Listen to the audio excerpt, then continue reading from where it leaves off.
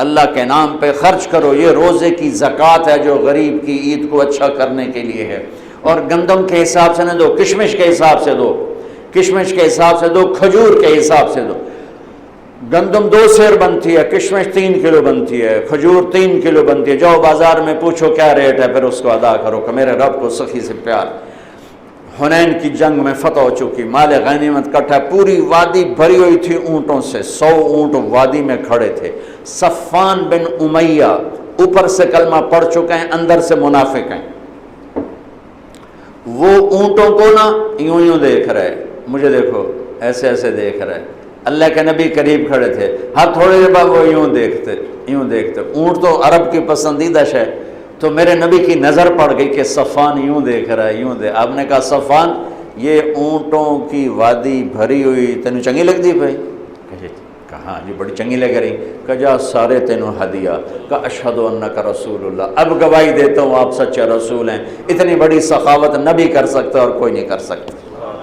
پھر اس نے مکے میں آ کے اعلان کیا، لوگو آمنوا بمحمد فإن یؤتی عطاء لا یخشى الفقر، ارے لے آؤ ایمان محمد مصطفیٰ صلی اللہ علیہ وسلم کی رسالت پر کہ ان کی سخاوت سے میں جان گیا ہوں کہ وہ سچے رسول ہیں، اللہ کو سخی سے پیار ہے۔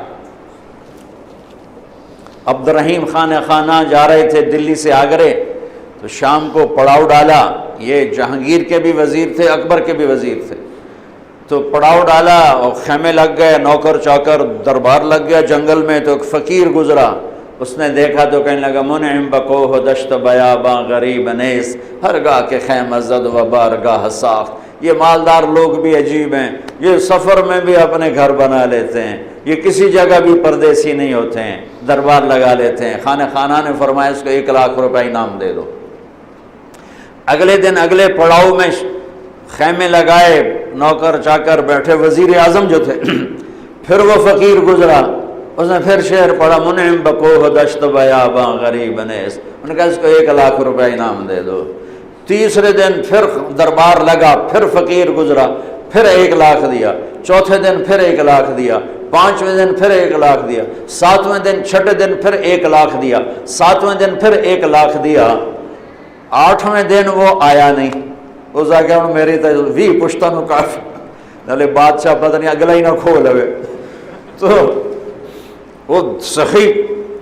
تو جب وہ شام بیت گئی اور وہ فقیر نہیں گزرا تو دلی سے آگرے 27 رات میں جانا تھا انہوں نے، 27۔ تو شام کو فرمانے لگے بھائی بڑا ہی بخیل نکلا، ہم نے تو 27 لاکھ اس کے لیے الگ کر دیے تھے، 27 جگہ پڑاؤ تھا، کہ ہم نے تو 27 لاکھ اس کے لیے الگ کر دیے تھے، وہی بڑا بخیل نکلا۔ اللہ کو ایسے لوگ پسند، سخی پسند ہے چاہے کافر ہی کیوں نہ ہو۔ کسریٰ نوشیروان کا پوتا خسرو پرویز، اس کے دربار میں ایک مچھیرا مچھلی لایا، اس کو بڑی پسند ہے، انہوں نے کہا اس کو 4000 دینار دے دیا۔ 4000 دینار تو کئی کروڑ روپیہ بنتا ہے۔ تو اس کی بیوی شیری نے اس کے کان میں کہا یہ کیا کیا ہے، صرف مچھلی پر اتنے پیسے دے دیے، یہ تو خزانے پر بوجھ ہے، واپس لو۔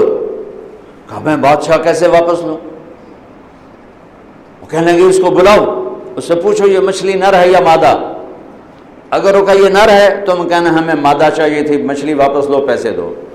اگر کہ یہ مادہ ہے تو تم کہنا ہمیں نر چاہیے تھا، مچھلی واپس لو، ہمارے پیسے دو۔ انہوں نے کہا ہاں یہ میں کر سکتا ہوں۔ انہوں کو بلایا، انہوں نے کہا ہاں بھائی یہ مچھلی نر ہے یا مادہ؟ وہ بھی کوئی بڑا سیاںا ہے، اسے کہا حضور یہ ہیجڑا ہے۔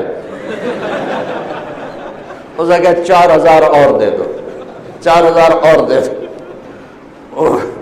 8000 دینار دا 3 پشتاں دی رقم آئی۔ اس شیریں کو بڑا غصہ چڑھا کہ تو اگلے نالے بھی کم خراب ہو گیا۔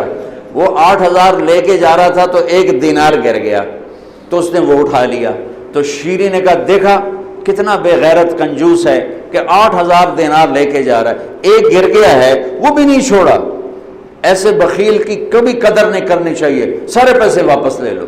اور وہ اپنی شیریں سے بڑا دبتا تھا، انہوں نے کہا پھر بولا آجا بھائی، ارے تجھے اتنی دولت دے دی، 1 دینار گر گیا تھا کیوں اٹھایا؟ کہ حضور اس پہ آپ کا نام لکھا تھا، کسی کا پاؤں پڑ جاتا بے ادبی ہوتی، اسے کہا 4000 اور دے دے۔ اللہ کو سخی اچھا لگتا ہے چاہے کافر ہی کیوں نہ۔ یہ الگ بات ہے کہ اس کی سخاوت اسے جہنم سے نہیں بچائے گی، لیکن عذاب میں کمی ضرور ہو جائے گی۔ تو تو میرے رب نے سخاوت کو پسند کیا، بخل سے نفرت کی۔ میرے نبی آپ نے فرمایا اللہ الاجود الاجود وانا اجود ولد آدم، سب سے بڑا سخی اللہ ہے اور اللہ کے بعد سب سے بڑا سخی تمہارا حبیب ہے۔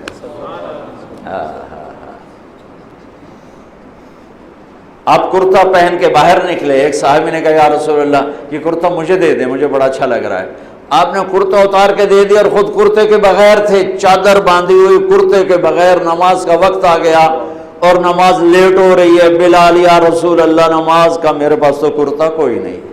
اللہ اکبر۔ تو صحابہ نے اس کو ڈانٹا، تجھے شرم نہیں آئی؟ اللہ کے نبی کے پاس ایک ہی کرتا تھا اور تو نے وہ بھی لے لیا۔ کہ اللہ کی قسم میں نے کسی لالچ کی وجہ سے نہیں مانگا، میں نے اس لیے مانگا کہ میرے نبی کے بدن پہ لگا ہے، میں جب مروں گا اسے اپنا کفن بناؤں، اس لیے مانگا۔ پھر آپ نے ایک پڑوسی انصاری عورت سے چادر منگوائی، چادر اوپر اوڑھ کر، اور آپ نے جا کر نماز پڑھائی۔ یہ میرے نبی کی سخاوت۔ تو بھائیو اللہ کو سخی پسند ہے، تو اللہ کے نام پہ افطاریاں کراؤ، اور کم از کم یہ ہے کہ روزے کی زکوٰۃ دو، جس کو صدقہ فطر کہا جاتا ہے، اور گندم کے حساب سے مت دو، یا کشمش کے حساب سے دو، یا کھجور کے حساب سے دو۔ اور تیسری چیز اس میں اعتکاف ہے۔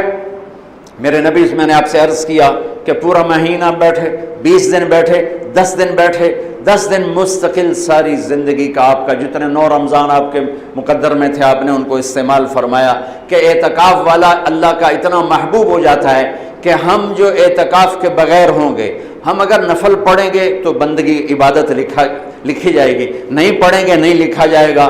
اعتکاف والا سویا بھی ہو تو اس کی عبادت لکھی جاتی، باتیں بھی کر رہا ہو تو تسبیح لکھی جاتی، کھانا بھی کھا رہا ہو تو بندگی لکھی جاتی۔ اور اللہ کے در پر وہ آ کے بیٹھ گیا ہے، اور اللہ تعالیٰ فرماتا ہے تو میرا ابو بھائی مالتے بہ گیا، چلو جو منگتا ہے دے دیو، جو منگتا ہے دے دیو۔